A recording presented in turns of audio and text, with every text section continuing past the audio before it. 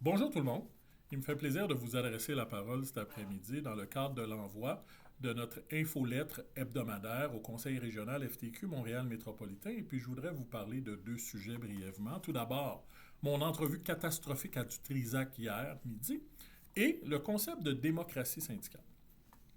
Donc, entrevue catastrophique, oui, je le dis, à Dutrisac, en ce sens que je m'étais faussement imaginé me présenter pour avoir un débat d'idées, des échanges, concernant notre participation il y a quelques semaines au rassemblement ou à la manifestation pour dénoncer les 2 ans de génocide en Palestine. Au lieu de cela, j'ai remarqué que c'était plutôt une plateforme ou une mise en scène pour une séance d'insultes et de dénigrement. Donc, je vais m'appliquer à rétablir certains faits.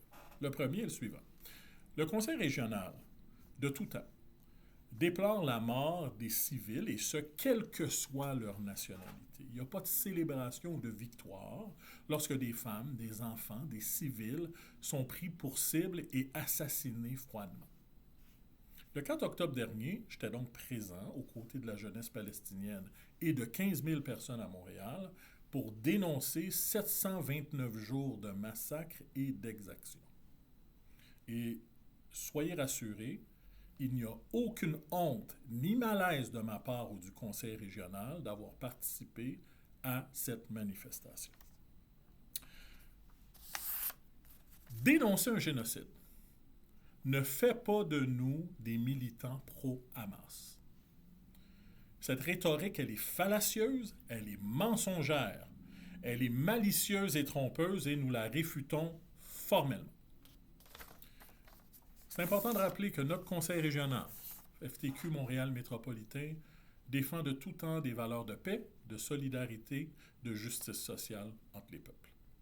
Participer à une manifestation pour la paix, c'est refuser la guerre et la haine, peu importe d'où elles viennent, puis je pense que c'est important de ne pas déformer le message. On parle ici de droit international, de droits humains, de la fin de bombardement, de la fin d'un génocide. Je portais d'ailleurs à cet égard un t-shirt où c'était écrit échec à la guerre. Ça aurait pu être écrit échec au génocide.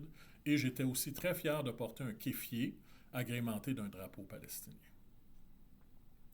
Je me suis donc levé pour m'opposer à l'illusion d'un monde normal alors que 234 633 personnes sont mortes et ont été blessées en date du 1er octobre en Palestine.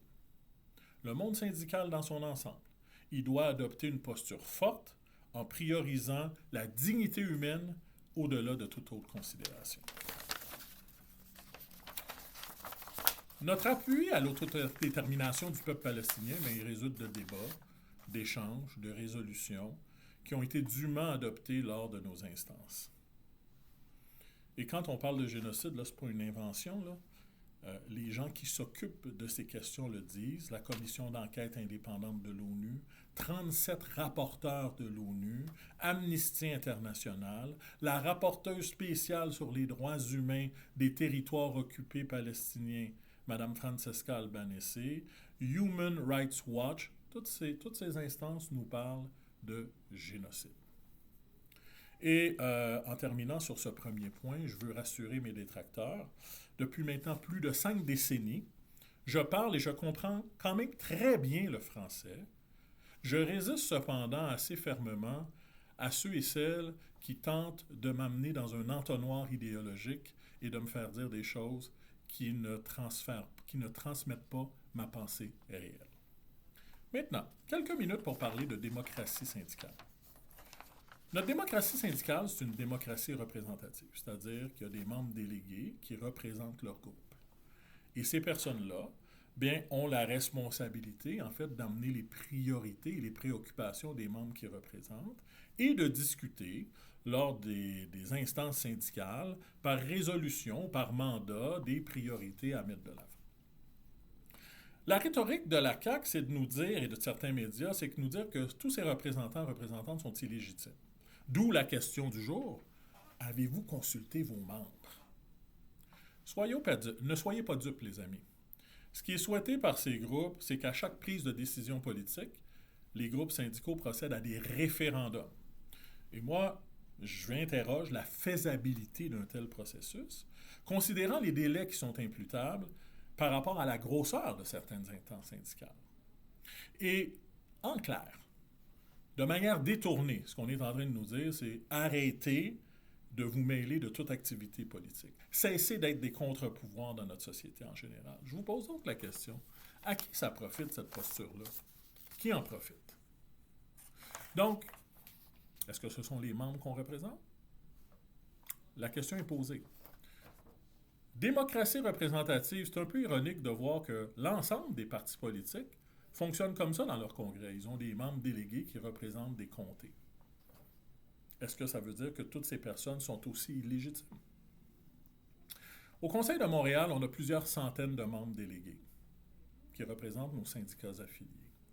On a 9 instances annuelles pour échanger avec les membres. On a d'ailleurs un point spécifique, le point 7, à l'ordre du jour qui dit « Résolution des organismes affiliés ». Et c'est là qu'on reçoit des résolutions ou des mandats qui vont être débattus démocratiquement. Je vous invite donc, je profite de l'occasion, pour vous inviter à participer à ces instances qui se tiennent à chaque 2e mardi du mois. Je rappellerai en terminant que les conseils régionaux, notre conseil, c'est un carrefour qui permet de briser l'isolement, de développer des solidarités, de renforcer l'action syndicale. Et dans notre cas, c'est dans la grande région métropolitaine.